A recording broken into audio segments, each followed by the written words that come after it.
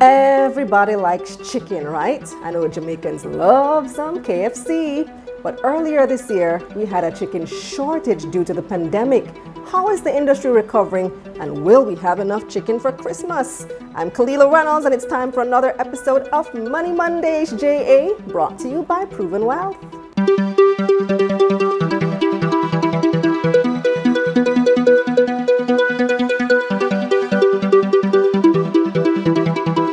Before we kick things off, make sure you click that like button, subscribe to this channel, and turn on those post notifications.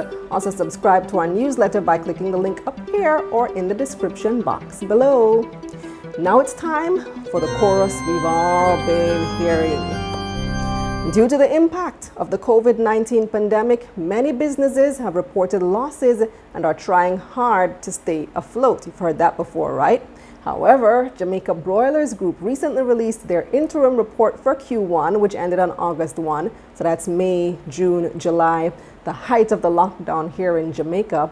And guess what? Even though their revenue dipped by 5%, they still earned 6% more profit than a year earlier.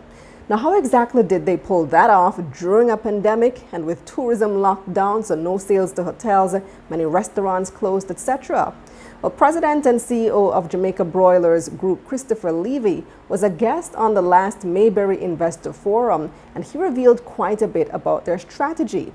First, he says they had to cut costs, which included the painful decision to cut staff. So we looked at the company and said, all right, we have to really restructure this organization to be as lean as possible. We took some decisions that were very difficult.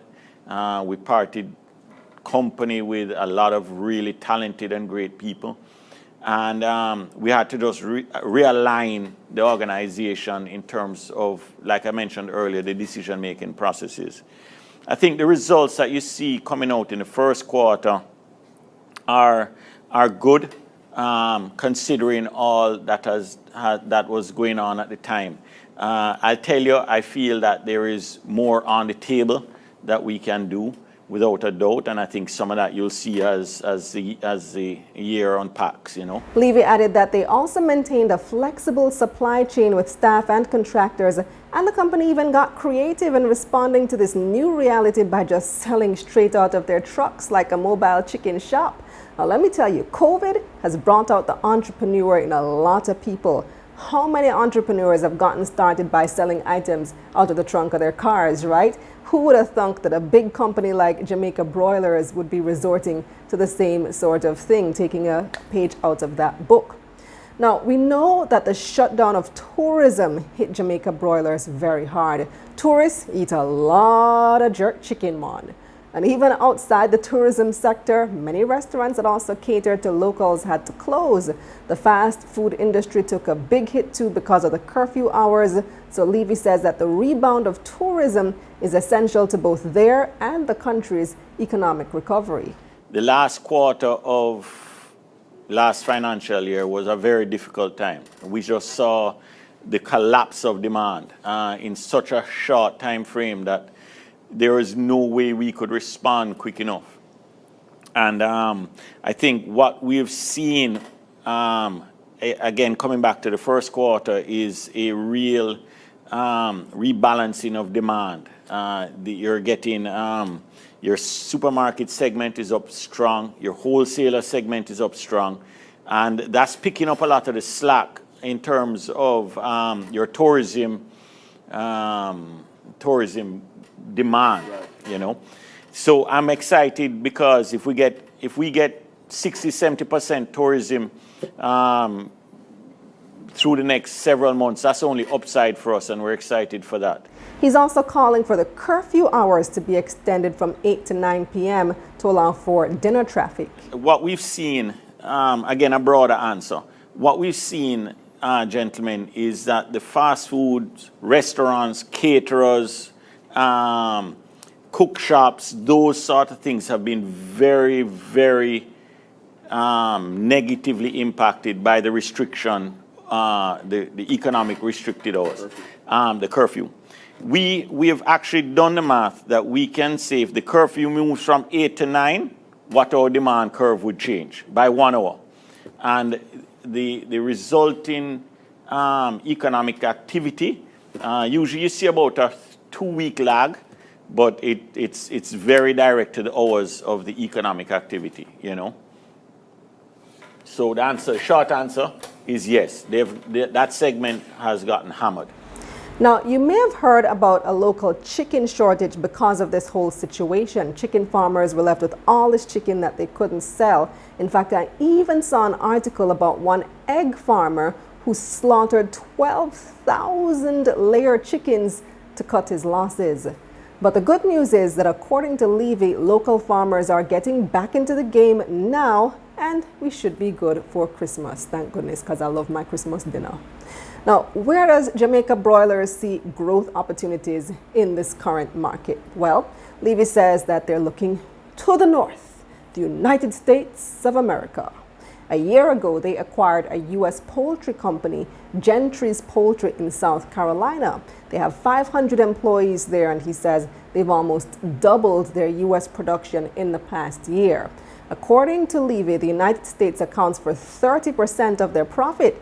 And he notes that the U.S. is an unforgiving market, but with 100 times Jamaica's population, it offers tremendous growth potential. The growth of the company, what I'd call the needle-moving growth, will come from the United States. There's no doubt about that.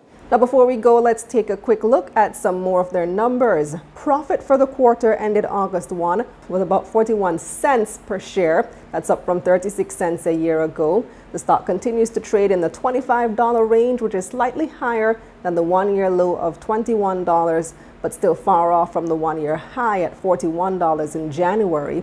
They've also just declared an interim dividend of 13 cents per share.